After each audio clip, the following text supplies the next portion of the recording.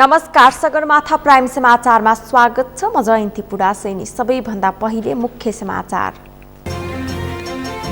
नेकपा एमालेमा सर्वसम्मत नेतृत्व चयनको प्रयास असफल। अध्यक्ष लगायत 14 पदाधिकारीमा निर्वाचन। मतदान आजै हुने।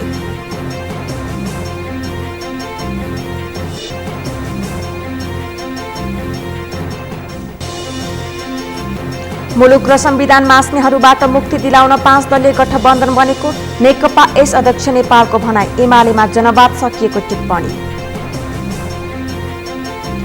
कोरोनाको नयाँ भेरिएन्ट ओमिक्रोनबाट बच्न तयारी तीव्र बनाइएको सरकारी भनाई। अफ्रिकी मुलुकसँगको आवागमनमा कडाई।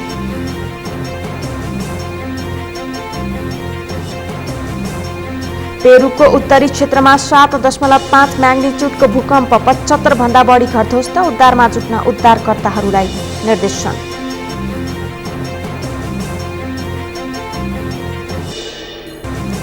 प्रसाईद स्मारक ए डिभिजन लिग फुटबल अन्तर्गत ब्रिगेड बोइज र एनआरटीको खेल बराबरीमा टुङ्गियो। दुवै टिमले 1-1 अङ्क बाँडे।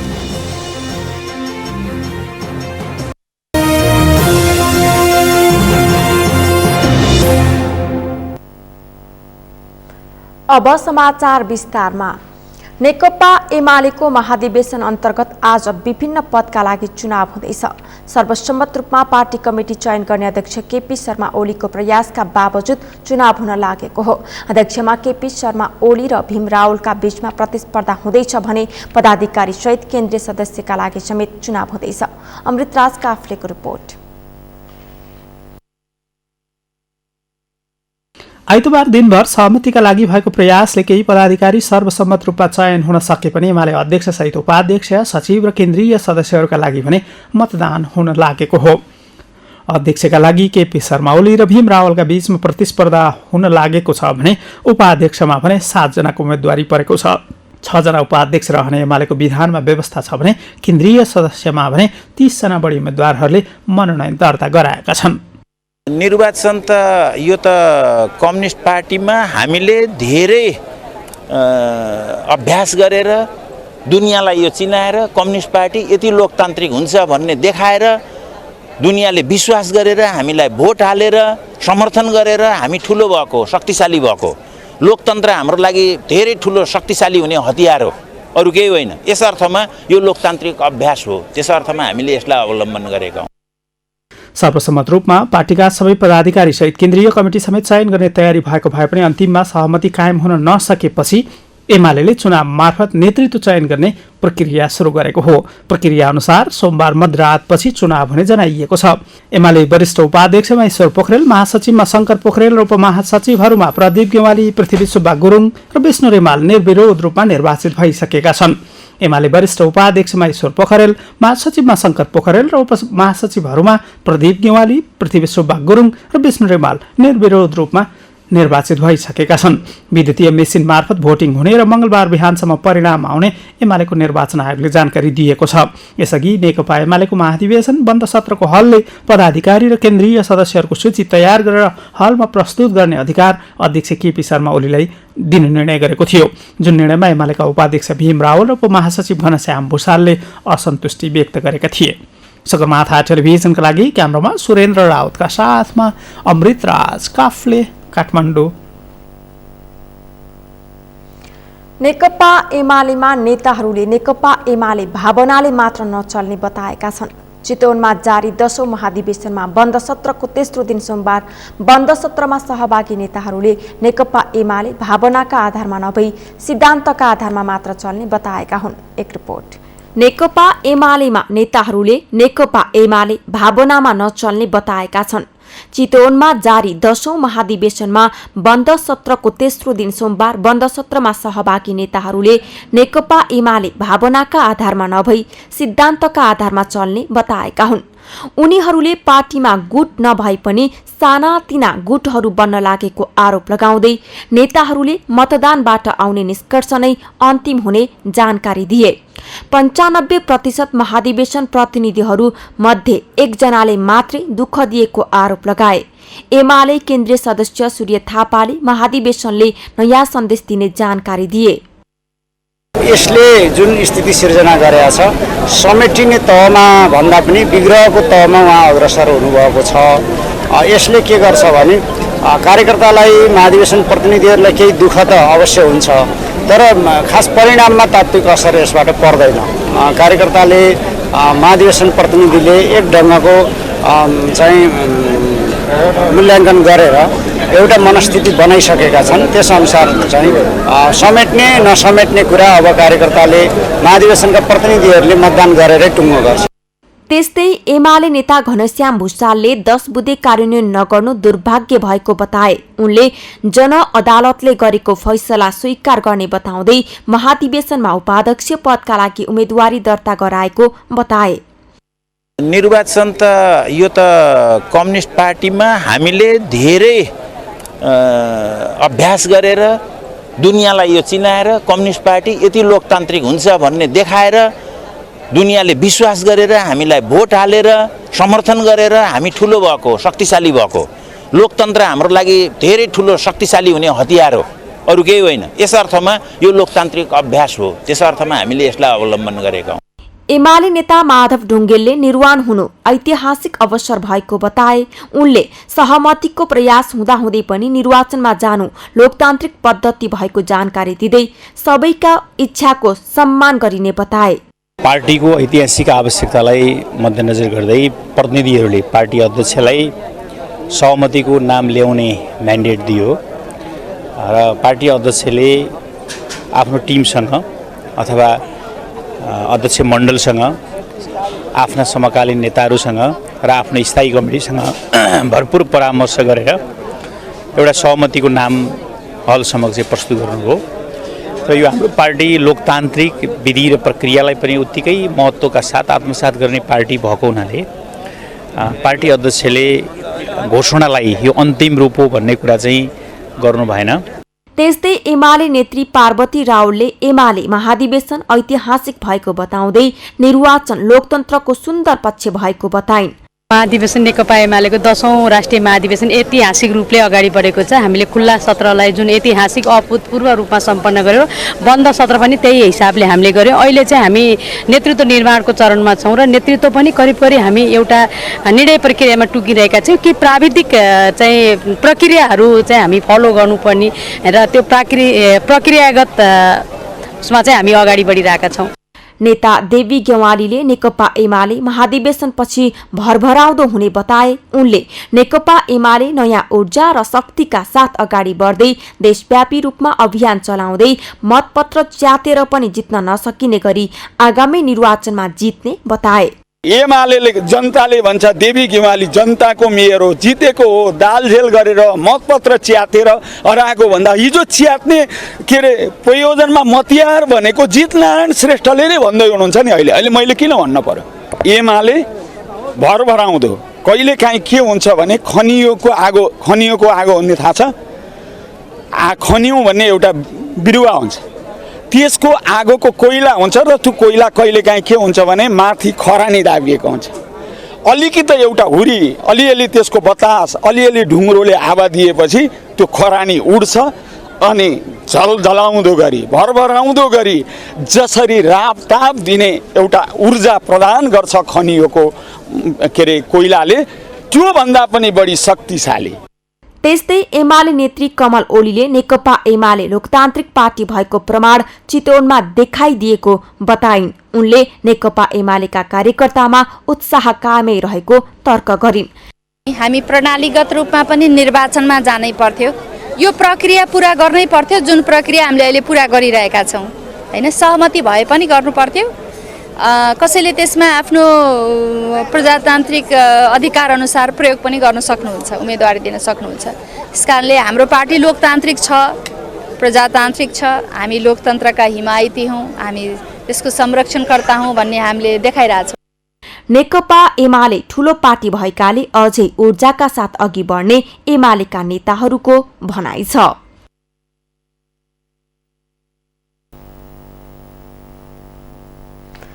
नेकपा एमालेको 10औं राष्ट्रिय महाधिवेशन चितवनमा जारी छ। नेता तथा कार्यकर्ताहरू कुशल नेतृत्व चयन गर्न भन्दै मतदानमा अग्रसर हुँदैछन्। सबैको चाहना छ देश हाँक्न सक्ने नेतृत्व चयन हुनुपर्छ।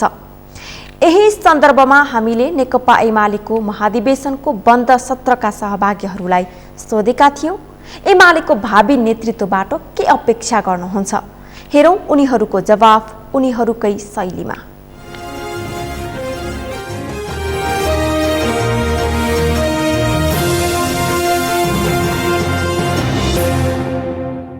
पचपन्न हजार लगभग नेता कार्यकर्ताहरूलाई नेतृत्व दिन सक्ने नेतृत्व आउनुपर्छ र विशेष गरी अनुभवको आधारमा नेकपा एमालेको 9 महाधिवेशनले निर्देश गरेको नेतृत्व र संसदीय आफ्नो पार्टीमा समेत नेतृत्व लिन सक्ने र सबै हिसाबले सशक्त र अहिलेको आम राजनैतिक आन्दोलनलाई हाँक्न सक्ने केपी ओलीकै नेतृत्व आउनुपर्छ भन्ने लाग्छ। अहिले राष्ट्रले चाहेको जुन खालको राजनीतिक सङ्कट देखिन्छ मुलुकमा, 3 तहको, 3 कार्यपालिका, न्यायपालिका र व्यवस्थापिका, 3 तह ध्वस्त हुने स्थितिमा छ र यो अस्तव्यस्ततालाई ठिक ठाउँमा ल्याउनका लागि नेकपा एमालेको 10औं राष्ट्रिय महाधिवेशनबाट निर्वाचित केन्द्रीय कार्य समितिले यी सम्पूर्ण कुराहरूलाई व्यवस्थित गर्दै यो मुलुकलाई अग्रगमनतर्फ केन्द्रित गर्ने र समृद्धिको बाटोलाई तय गर्ने उद्देश्यका साथ अहिले यो महाधिवेशनबाट आउने नेतृत्वले काम गर्नुपर्छ भन्ने हो। राष्ट्रिय महाधिवेशन एउटा ऐतिहासिक महाधिवेशन भएको छ र अब यसले चाहिँ यस्तो नेतृत्व ल्याओस् जुन नेकपा एमालेलाई चाहिँ सुदृढ सङ्गठन बनाएर एकताबद्ध भएर भोलि यो राष्ट्रको एउटा अभिभावक भएर नेतृत्व लिएर आगामी निर्वाचनमा हामीले बहुमतको सरकार बनाएर फेरि जनसमक्ष जनअपेक्षित कार्यक्रम गर्नको लागि एकदम सुनौलो भविष्य जनताको लागि हामी देखिरहेका छौँ। सोही तरिकाले आउनुपर्छ। हामीले त्यो उच्च स्तरको समझदारी साथ यस पटकको अधिवेशनलाई टुङ्ग्याउने हामीले सङ्कल्प गरे अनुरूप अहिले हाम्रो निर्वाचनका विभिन्न क्लस्टरहरू छन्। ती क्लस्टरहरूमध्ये अधिकांश क्लस्टरहरू अब सर्वसम्मत ढङ्गले नै टुङ्गिएको छ। हाम्रो पार्टी एकताबद्ध भएर यो नेतृत्वले जनताका जति पनि समस्याहरू छन् ती पुरा गर्ने, विकासको लागि अगाडि बढाउने, समृद्ध नेपाल सुखी नेपालीको नारालाई चाहिँ अगाडि बढाउने गर्नुपर्छ र केपी ओलीको नेतृत्वलाई सबैले स्वीकार गरेर 5 वर्षमा देशको रूपान्तरण हुने गरी अब आउने सरकार आफूले बनाउने, नेकपा एमालेले बनाउने र देशको रूपान्तरण हुने खालको, देशलाई नै एउटा जनतालाई अनुभूति हुने खालको सरकार, एउटा क्रान्तिकारी सरकार, एउटा समाजवादी एउटा लक्ष्य प्राप्ति गर्ने सरकार बनोस् भन्ने हामी चाहन्छौँ। देशको इमान्दारीपूर्वक देशको नक्सा बनाउनेदेखि लिएर देशको अभिमान स्वाभिमानलाई रक्षा गरेर उचाइमा पुर्याउने व्यक्तित्व जस्तो हाम्रो केपीजी हुनुहुन्छ, उहाँ जस्तो नेतृत्वको खाँचो छ, उहाँलाई नै हामी सपोर्ट गरेर उहाँलाई नै अध्यक्ष बनाउँछौँ। पार्टीलाई, देशलाई, सबैलाई चाहिँ गोलबन्द गरेर चाहिँ हाँक्न सक्ने, अब सुखी नेपाली समृद्ध नेपालको सपनालाई साकार पार्न सक्ने भन्ने चाहिँ जुन हाम्रो नेकपा एमालेको हाम्रो श्रद्धेय चाहिँ अध्यक्ष केपी शर्मा ओलीको जुन घोष हो।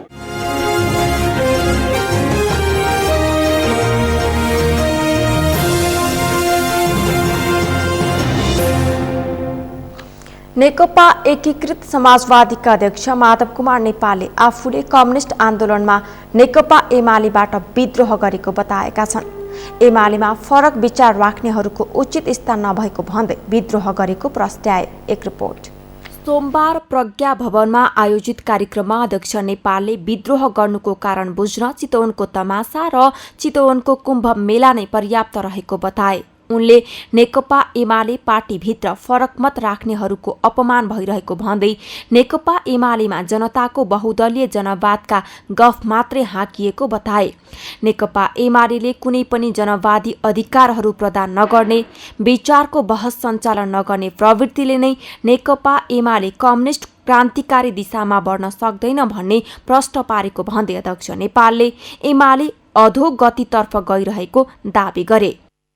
जनताको बहुदलीय जनवादका गफ मात्रै हाँक्ने, कुनै पनि जनवादी अधिकारहरू प्रदान नगर्ने, त्यसबाट वञ्चित गर्ने, विचारको बहसहरू सञ्चालन नगर्ने, आदेशको पालन गर्ने त्यो प्रवृत्तिले नै प्रश्न पार्दछ कि अब त्यो नेकपा एमाले कम्युनिस्ट क्रान्तिकारी दिशामा अगाडि बढ्न सक्दैन।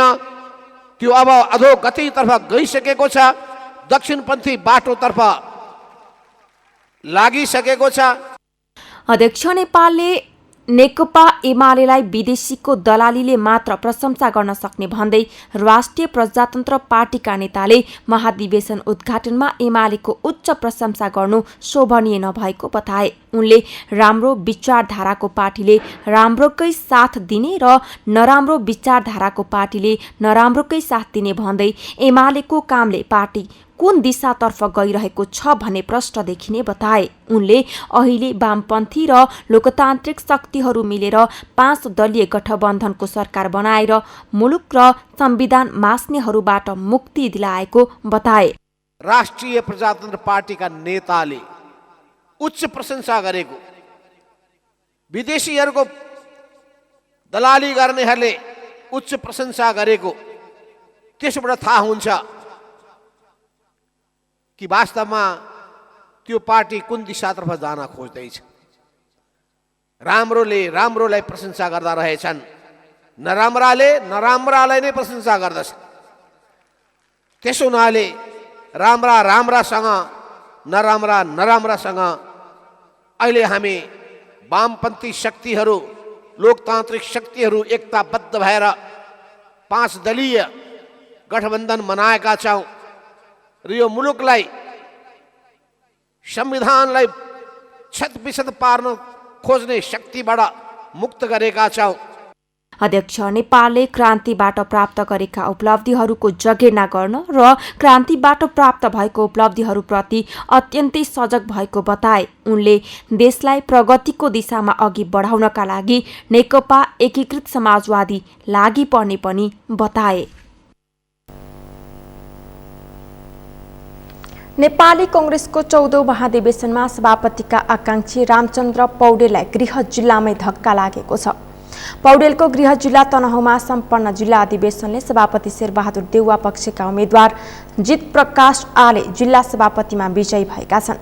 निर्वाचित आले वरिष्ठ नेता पौडेलका हार्डलाइनरका रूपमा चिनिए पनि 14औं महाधिवेशनमा संस्थापन निकटका नेताहरूसँग सहकार्य गरी मैदानमा उत्रिएका थिए। ओडा, पालिका, प्रदेश प्रतिनिधि सभा क्षेत्र र जिल्ला तहसम्मकै अधिवेशनमा संस्थापन र संस्थापन इतर समूहबीच चुनावी प्रतिस्पर्धा भएको थियो। जिल्ला समितिको पदाधिकारीमा सहसचिव 1 जना बाहेक आले समूहको प्यानल नै विजयी भएको छ। वरिष्ठ नेता पौडेलका विश्वास पात्र एवं व्यास नगरपालिकाका प्रमुख वैकुण्ठ नेउपानेलाई संस्थापन इतरको समूहबाट उम्मेद्वार बनेका थिए।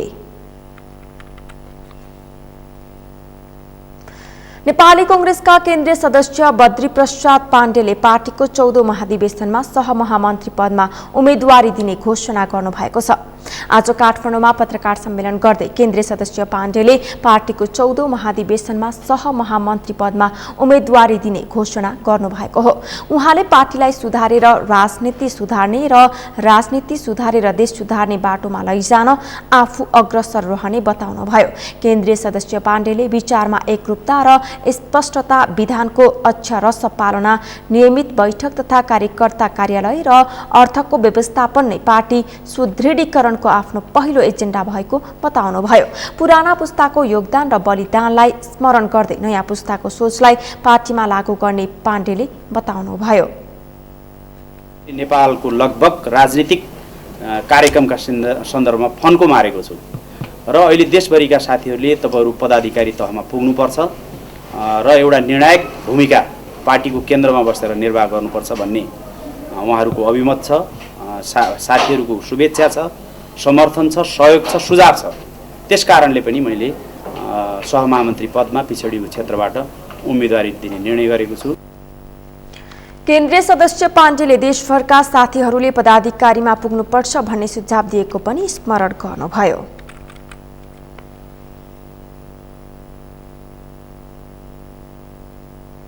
राष्ट्रिय प्रजातन्त्र पार्टी राप्रपा पनि महाधिवेशनको नजिक आइपुगेको छ।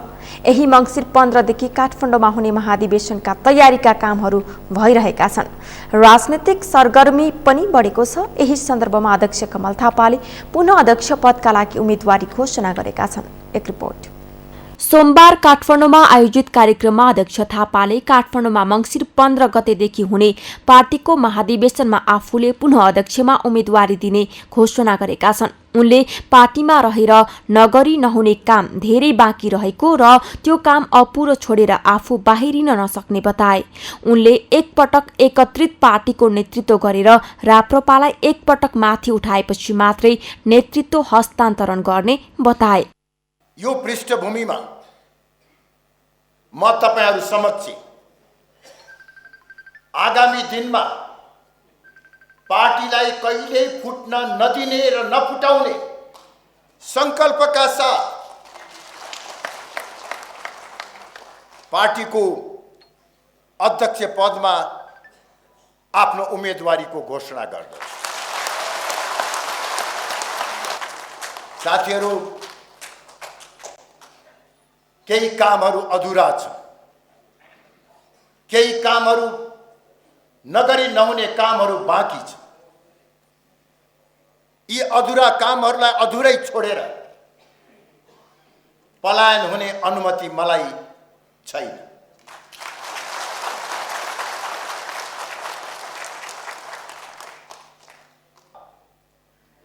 यदि पार्टीलाई एकताबद्ध राख्न सकियो, सबैको साथ भयो भने आगामी निर्वाचनबाट कांग्रेस र एमाले पछिको तेस्रो ठूलो शक्ति हामी बनाउन सक्छौं। यो काम म गर्न चाहन्छु। उम्मेदवारी घोषणा गर्ने क्रममा अध्यक्ष थापाले नेकपा माओवादी केन्द्रका अध्यक्ष पुष्पकमल दाहाललाई राज संस्था सहितको प्रजातन्त्रलाई निषेध गर्ने गरी केही विषयहरूलाई अपरिवर्तनीय नदेख्न चेतावनी दिए। आफू बन्दुकसँगै खेलेर हुर्केको भन्दै उनले दाहाललाई बन्दुक बोकेर जंगल पसेको धाक नलगाउन पनि चेतावनी दिए। अध्यक्ष थापाले राजसंस्था सहितको प्रजातन्त्रलाई निषेध गर्ने गरी केही विषयहरूलाई अपरिवर्तनीय देखेमा संविधान सभा बहिष्कार गरेर विद्रोहको बाटोमा जानुपर्ने आवश्यकता हुन सक्ने चेतावनी दिए। अध्यक्ष थापाले प्रधानमन्त्री शेरबहादुर देउवाले केही समय अघि मात्रै पूर्व राजा ज्ञानेन्द्र शाहलाई इंगित गर्दै आक्रोश पोखेको भन्दै गणतन्त्रमा विश्वास भए जनतासँग गएर जनमत गर्न चुनौती दिए। मैले खास गरी प्रचण्डजीलाई इंगित गरेर भने, प्रचण्डजी, तपाईले 2047 सालको संविधानमा केही व्यवस्थाहरू अपरिवर्तनीय लेखिएको कारणले हामी विद्रोहमा जान बाध्य भयौं, बन्दुक बोकेर जंगल जान बाध्य भयौं भनेर तपाईले पटक पटक भन्नुभएको छ। यदि अहिले तपाईले हाम्रा मान्यताहरूलाई हिन्दू राष्ट्र र संस्था सहितको प्रजातन्त्रलाई निषेध गर्ने गरी केही विषयहरूलाई अपरिवर्तनीय लेख्नुहुन्छ भने अहिले यही ठाउँबाट मैले संविधान सभा बहिष्कार गरेर विद्रोहको बाटोमा जानुपर्ने आवश्यकता पर्न सक्दछ। अध्यक्ष थापाले आगामी निर्वाचनबाट कांग्रेस र एमाले पछि तेस्रो ठूलो शक्तिको रूपमा राप्रपा उदाउने दावी गरे। उनले राष्ट्रिय प्रजातन्त्र पार्टीलाई आगामी निर्वाचनमा देशको अग्रणी शक्तिको रूपमा स्थापित गर्दै पार्टीको वैचारिक धार बलियो बनाएपछि र चाँडो भन्दा चाँडो हिन्दू राष्ट्र सहितको राज संस्था स्थापना घोषणा गर्ने आधार तय भएपछि स्वाभाविक रूपले आफूले पार्टीबाट विश्राम लिने बताए।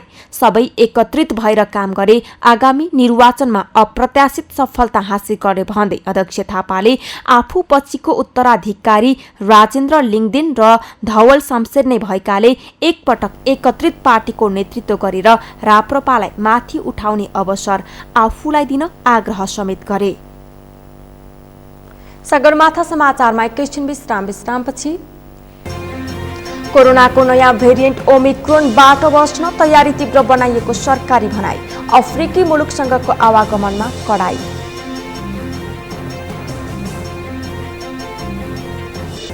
पेरुको उत्तरी क्षेत्रमा 7.5 म्याग्निट्युडको भूकम्प, 75 भन्दा बढी घर ध्वस्त।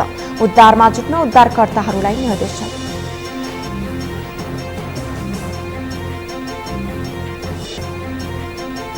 र शहीद स्मारक ए डिभिजन लिग फुटबल अन्तर्गत ब्रिगेड बोइज र एनआरटीको खेल बराबरीमा टुङ्गियो। दुवै टिमले एक अङ्क बाँडे।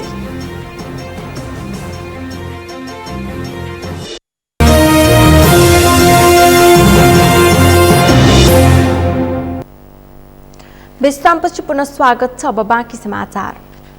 अर्थमन्त्री जनार्दन शर्माले अब चाँडै अनलाइनहरूले पनि सरकारी विज्ञापन पाउने बताउनु भएको छ। आज प्रेस सेन्टर नेपाल काठमाडौँको तेस्रो जिल्ला अधिवेशन कार्यक्रममा अर्थमन्त्री शर्माले यस्तो बताउनु भएको हो। मन्त्री शर्माले प्रेस काउन्सिल नेपाललाई कार्यविधि बनाई मूल्याङ्कन गरेर अनलाइनहरूलाई पनि सरकारी विज्ञापन दिन आग्रह गरेकाले चाँडै प्रक्रिया अगाडि बढ्ने बताउनुभयो। उहाँले त्यसका लागि प्रेस सेन्टरले पनि थप पहल गर्दा अझ चाँडै प्रक्रिया अगाडि बढ्न सक्ने बताउनुभयो। कि यो विज्ञापन सम्बन्धी कुराहरू अनलाइनहरूलाई पनि दिने लगायत गरेर कार्यविधि बनाएर दिनुहोस् भनेर मूल्याङ्कन गरेर दिनुहोस् भनेर मैले आग्रह गरेको छु। प्रेस सेन्टरले पहल गरोस्। त्यो तपाईँहरूले पहल गर्नुभयो भने मैले त्यसलाई प्रारम्भ गर्ने निर्णय त भइसकेको छ, तर प्रारम्भ गर्ने वातावरण तपाईँहरूले बनाइदिनुहोस् भन्ने पनि आग्रह गर्न चाहन्छु। अन्य क्षेत्रमा पनि हामी तपाईँहरूको क्षमता वृद्धि लगायतका कुराहरूमा मैले भनेको पनि छु, त्यसमा सहकार्य गरेर सक्ने सहयोग गर्ने कुरा प्रतिबद्धता पनि राख्न चाहन्छु। त मुख्य कुरा हाम्रो उद्देश्य एउटै छ। हामी परिवर्तनलाई संस्थागत गर्न चाहन्छौँ र त्यसलाई अरू नयाँ उचाइमा उठाउन चाहन्छौँ, समाजवाद अगाडि बढाउन चाहन्छौँ। पार्टीको राष्ट्रिय सम्मेलनसम्म आइपुग्दा त्यसको एउटा स्पष्ट दिशा पनि निर्दिष्ट हुनेछ। एउटा नयाँ विचार फेरि हामी संश्लेषण गर्नेछौँ। एउटा कुरा हामीले जनयुद्ध पूर्व एउटा विचार संश्लेषण गऱ्यौँ होइन, र कार्यदिशा बनायौँ, प्रचण्ड पदको विचार संश्लेषण गऱ्यौँ। त्यसले शान्ति प्रक्रियासम्म हामी आयौँ र ती एजेन्डा आजका दिनसम्म छ।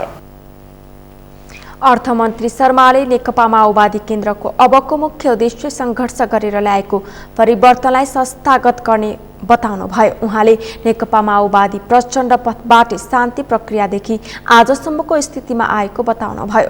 मन्त्री शर्माले नेपाललाई नयाँ मार्गचित्रमा लैजान आवश्यक रहेको बताउँदै अब नेपालमा समाजवादी बाटोको आवश्यकता भएको औल्याउनुभयो।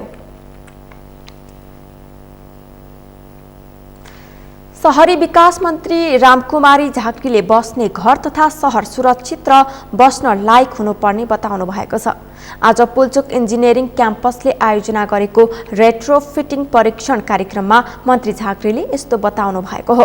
मन्त्री झाँक्रीले नेपाल प्राकृतिक प्रकोप, भूकम्प, बाढी पहिरो जस्ता समस्याले जोखिममा रहेको बताउनुभयो। उहाँले अहिले पनि नेपालको जनसङ्ख्याको ठूलो हिस्सा भूकम्प जस्ता प्राकृतिक प्रकोपको जोखिमपूर्ण स्थानमा बसोबास गरिरहेको बताउनुभयो। शिक्षालयहरूले जोखिम न्यूनीकरण गराउन जागरण ल्याउने गरी काम गर्न सके प्राकृतिक विपत्तिबाट हुने क्षतिलाई कम गर्न सकिने बताउनुभयो।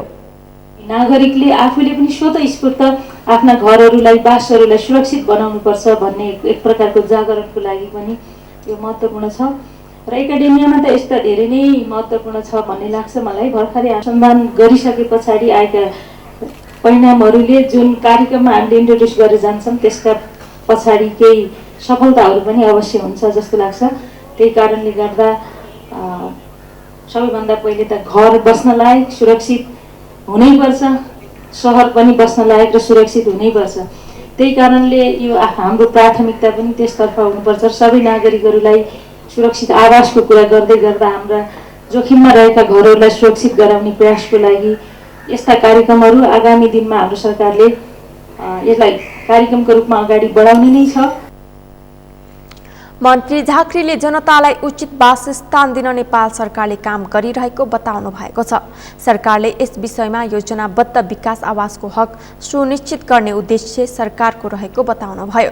2072 सालको भूकम्पबाट भत्किएका घर पुनर्निर्माणको काम अन्तिम चरणमा पुगेको समेत मन्त्री झाँक्रीले बताउनुभयो। अफ्रिकी मुलुकमा फेला परेको कोरोनाको नयाँ भेरिएन्ट ओमिक्रोनबाट बच्न सरकारले तयारी थालेको छ। गृह मन्त्रालयका प्रवक्ता फणीन्द्र मणि पोखरेलले अफ्रिकी मुलुकमा फेला परेको कोरोनाको नयाँ भेरिएन्ट ओमिक्रोनबाट बच्न सरकारले तीव्र तयारी थालेको बताउनु भएको हो। उहाँले नेपालमा कोरोना संक्रमण कायमै रहेकाले र हालै देखिएको नयाँ भेरिएन्टका कारण अफ्रिकी मुलुकबाट नेपाल आउने नागरिकहरूलाई अन अराइभल भिजा नदिन अध्यागमन कार्यालयलाई र अफ्रिकी मुलुकबाट यात्रु नल्याउन विभिन्न एयरलाइन्सहरूलाई निर्देशन दिइसकेको बताउनुभयो। प्रवक्ता पोखरेलले अहिलेसम्मको जानकारी अनुसार कुनै पनि देशलाई नतोकी अफ्रिकी मुलुकमा मात्र कोरोनाको नयाँ प्रकार देखिएको भनिएकाले अफ्रिका महादेशबाट नेपाल आउनेलाई प्रवेश नदिने बताउनुभयो। उहाँले भाइरसका बारेमा सबै कुरा जानकारी पाएपछि त्यही अनुसार सरकारले थप तयारी थाल्ने बताउनुभयो। कम्प्लिटली एउटा रिकभर अवस्थामा होइन र यो विभिन्न किसिमको भाइरसहरूको सङ्क्रमण छ भन्ने कुरो पहिलेदेखि नै पनि थियो र अहिले हालसालै यो ओमिक्रोन भन्ने भाइरसको सङ्क्रमण अफ्रिकी मुलुकबाट आएको छ भन्ने सुनिएको छ।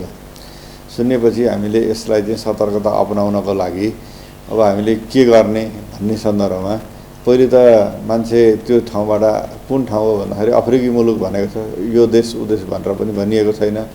त्यसको प्रामाणिकता पनि हामीले पाइसकेको अवस्था छैन। तैपनि सतर्कता अपनाउनुपर्छ, सङ्क्रमणकै चरणमा छौँ भनेर हामीले अफ्रिकी देशबाट आउने मुलुकहरूका नागरिकहरूलाई यहाँ जुन अनएराइभल भिसा दिने सिस्टम थियो त्यसलाई चाहिँ अहिले बन्द गर्नु भनेर हामीले अध्यागमन कार्यालय र हाम्रो त्यहाँ जुन 22वटा एयरलाइन्स छन्, 22-23वटा कति एयरलाइन्स छन्, ती सबै एयरलाइन्सलाई हामीले निर्देशन दिइसकेको अवस्था पनि छ। प्रवक्ता पोखरेलले कोरोनाको नयाँ प्रकार ओमिक्रोनको बारेमा सीसीएमसीमा पनि छलफल भइरहेको बताउनुभयो। उहाँले नेपाल भित्रिने नाकाहरूमा पनि कोरोना भाइरसको लक्षण देखिएका बिरामीहरूलाई चेकजाँच गर्न र नजिकको स्वास्थ्य चौकी पुर्याउन निर्देशन दिएको बताउनुभयो। दक्षिण अफ्रिकामा नोभेम्बर 24मा नयाँ भेरिएन्ट B11529 ओमिक्रोन पुष्टि भएको थियो। त्यसपछि यो नयाँ भेरिएन्ट अत्याधिक मात्रामा उत्परिवर्तन हुने भएको भन्दै विश्व स्वास्थ्य सङ्गठन WHO ले थप चुनौती बढेको भन्दै सतर्कता अपनाउन चेतावनी दिएको छ। विश्व स्वास्थ्य सङ्गठन WHO को नेपाल कार्यालयका प्रमुख राजेश सम्भाजिरा पाण्डवले दक्षिण अफ्रिकामा हालै पुष्टि भएको कोरोनाको नयाँ भेरिएन्ट ओमिक्रोन धेरै संक्रामक भएको वा नभएको भन्ने बारे अध्ययन भइरहेको बताएका छन्। एक रिपोर्ट। विश्व स्वास्थ्य संगठन WHO को नेपाल कार्यालयका प्रमुख राजेश सम्भाजिरा पाण्डवले दक्षिण अफ्रिकामा हालै पुष्टि भएको कोरोनाको नयाँ भेरिएन्ट ओमिक्रोन धेरै संक्रामक हो वा होइन भन्ने कुराको अध्ययन भइरहेको बताएका हुन्। उनले WHO ले नयाँ भेरिएन्टको बारेमा सही कुरा पत्ता लगाउनको लागि भेरिएन्ट देखिएको स्थानमा अध्ययन गरिरहेको पनि बताएका छन्। उनले WHO ले यो भेरिएन्ट विरुद्ध अहिले प्रयोगमा रहेको भ्याक्सिनले काम गर्छ वा गर्दैन भन्ने कुराको पनि अध्ययन गरिरहेको बताए। First of all, this variant has been determined by WHO as a variant of concern, and it has mutations based on which we know that the virus may behave differently. And one of the ways it is that the virus may be transmissible more than other variants which have been detected. But it is still not clear whether Omicron is more transmissible, that it is more easily spread from person to person.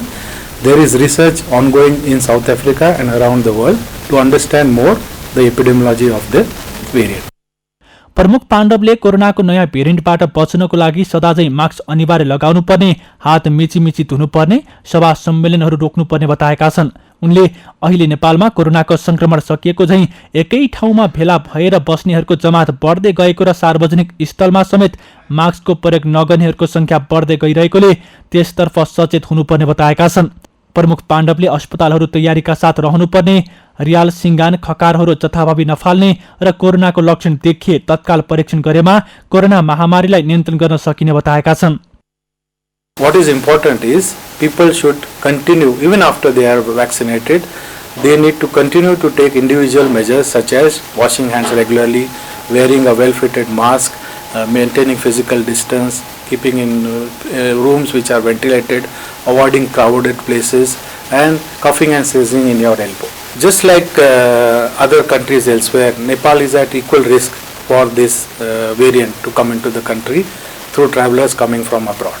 Okay, so therefore, it is important that we remain vigilant. We ensure that we do testing properly, and gene sequencing capacity is increased, and gene sequencing is done here. प्रमुख पाण्डवले विश्व स्वास्थ्य संगठनले अफ्रिकामा देखिएको कोरोनाको नयाँ भेरिएन्टबारे नेपालको स्वास्थ्य मन्त्रालयले जानकारी गराइसकेको पनि बताएका छन्। उनले कोरोनालाई नियन्त्रण गर्न भ्याक्सिनको मात्रा सबै क्षेत्रमा पुर्याउनु पर्ने भन्दै भाइरसबाट बच्न सबै मिलेर स्वास्थ्यको मापदण्ड पुनः पालना गर्न आग्रह गरेका छन्। The more COVID-19 circulates, the more opportunities the virus has to change, and this is seen with this new variant. Therefore, it is of utmost importance that people can do is to reduce the risk of the exposure to the virus. So we are seeing in Nepal, although the vaccination rates are improving, but the rates in the provinces, some of the provinces are still little low. And what we observe is people are not wearing masks, especially in crowded places. Therefore, it is important for people to continue to take the measures that they all know about, which is wearing a well-fitted mask, maintaining physical distance, avoiding crowded places, ensuring that the rooms they are well ventilated. कोरोनाको नयाँ variant Omicron दक्षिण अफ्रिकामा November 26मा पुष्टि भएको थियो। यस बारेमा हालसम्म WHO ले भने आफ्नो आधिकारिक धारणा सार्वजनिक गरिसकेको छैन। नयाँ भेरिएन्टको बारेमा विश्व स्वास्थ्य संगठन र प्राविधिक टोलीले अध्ययन अनुसन्धान सकेपछि मात्रै आधिकारिक धारणा सार्वजनिक गर्ने WHO नेपालका प्रमुख पाण्डवको भनाइ छ। नेपालमा पछिल्लो 24 घण्टामा थप 259 जनामा कोरोना भाइरसको संक्रमण पुष्टि भएको छ। यो अवधिमा 264 जना निको भएका छन्। त्यसैगरी 1 जनाको मृत्यु भएको छ। एक रिपोर्ट। नेपालमा पछिल्लो 24 घण्टामा थप 259 जनामा कोरोना भाइरसको संक्रमण पुष्टि भएको छ। स्वास्थ्य तथा जनसंख्या मन्त्रालयका अनुसार देशभरका विभिन्न प्रयोगशालामा गरिएको 7231 जनाको PCR परीक्षणमा 243 जनामा कोरोना भाइरस पुष्टि भएको हो। त्यसैगरी 2657 जनाको एन्टिजेन विधिबाट गरिएको परीक्षणमा 16 जनामा कोरोना पुष्टि भएको छ। मन्त्रालयका अनुसार पछिल्लो 24 घण्टामा थप 1 जना कोरोना संक्रमितको मृत्यु भएको छ। सोही अवधिमा मुलुकका विभिन्न अस्पतालबाट 264 जना कोरोना संक्रमण मुक्त भएको मन्त्रालयले जानकारी दिएको छ। निको हुने दर 97.7% रहेको मन्त्रालयले जानकारी दिएको छ।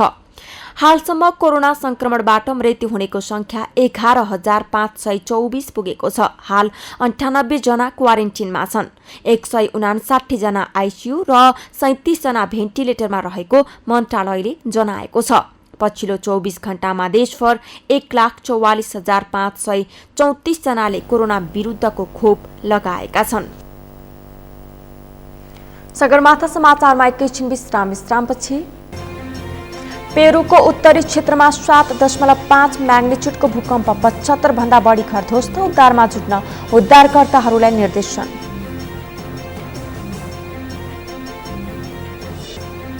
र शहीद स्मारक डिभिजन लिग फुटबल अन्तर्गत ब्रिगेड बोइज र एनआरटीको खेल बराबरीमा टुङ्ग्यो। दुवै टिमले 1-1 अङ्क बाँडे।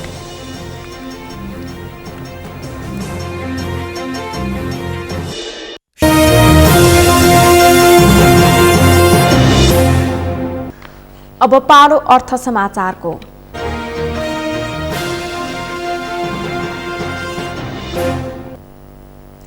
पूर्व अर्थमन्त्री डाक्टर रामशरण महतले नेपाल राष्ट्र बैंकले सार्वजनिक गरेको चालू आर्थिक वर्षको मौद्रिक नीतिको समीक्षा सकारात्मक भएको प्रतिक्रिया दिनुभएको छ।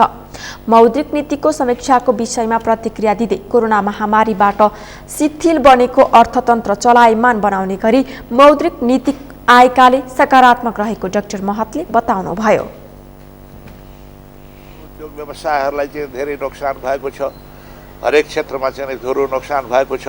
धेरै उद्योग व्यवसायहरू चाहिँ तपाईँको चाहिँ मा बडा ठुलो क्षति भएको छ। यसै सन्दर्भमा चाहिँ केही सुधारहरू चाहिँ सुविधाहरू उनीहरूलाई प्रयोग गर्नुपर्छ। त्यसमा अब केही वर्षदेखि चाहिँ जो चाहिँ तपाईँको मौद्रिक नीति अपनाइयो, मौद्रिक नीतिमा कतिपय सकारात्मक पक्षहरू पनि यसमा सकारात्मक पक्षहरू पनि छन्। त्यसकारण चाहिँ त्यो स्वाभाविकै। डाक्टर महतले राष्ट्र बैंकले उद्योग व्यवसायलाई थप सेवा सुविधा सहज बनाउनको लागि केही वर्षदेखि मौद्रिक नीतिको व्यवस्था गरेको बताउनुभयो। यसरी राष्ट्र बैंकले ल्याउने मौद्रिक नीतिका केही सकारात्मक पक्ष छन्। मौद्रिक नीति मार्फत आएका व्यवस्थालाई सबैले स्वाभाविक मान्नुपर्ने बताउनुभयो।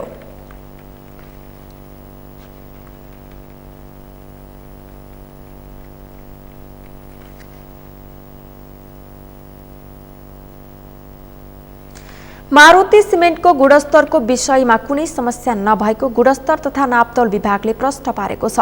उद्योगका सिमेन्ट मापनमा ब्याज 16 को ओपिसी 43 ग्रेडमा मात्र समस्या भएकाले उद्योगका अन्य उत्पादनहरू प्रयोग गर्न उपयुक्त हुने स्पष्ट पारेको हो। कम्पनीहरू सिमेन्ट लगायत 5 वटा थियो टोटल, जसमा मारुति, युनाइटेड र जगदम्बा सिमेन्टका उत्पादनहरूमा केही कैफियतहरू थियो र त्यस पछाडि आवश्यक करेक्सनहरू र त्यसका चाहिँ बजारमा त्यस्ता सिमेन्टहरू चाहिँ उहाँहरूको चाहिँ छन् भने उक्त ब्याचका चाहिँ नमुनाहरू तत्काल चाहिँ फिर्ता लिनलाई पनि हामीले निर्देशन गरेका छौँ। विभागले मारुतिको अन्य सिमेन्टमा समस्या नआएको बताएको छ। समाचारको अन्त्यमा मुख्य समाचार फेरि एकपटक। नेकपा एमालेमा सर्वसम्मत नेतृत्व चयनको प्रयास असफल, अध्यक्ष लगायत 14 पदाधिकारीमा निर्वाचन, मतदान आजै हुने।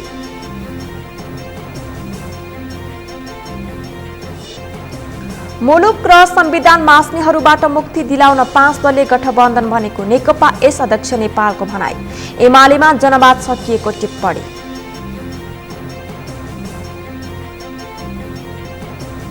कोरोनाको नयाँ भेरिएन्ट ओमिक्रोनबाट बच्न तयारी तीव्र बनाइएको सरकारी भनाई। अफ्रिकी मुलुकसँगको आवागमनमा कडाई।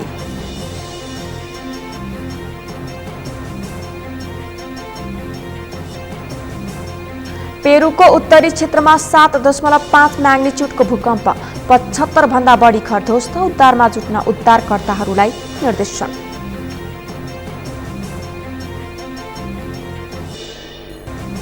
रसाइली स्मारक ए डिभिजन लिग फुटबल अन्तर्गत ब्रिगेड बोइज र एनआरटीको खेल बराबरीमा टुङ्ग्यो। दुवै टिमले 1-1 अङ्क बाँडे।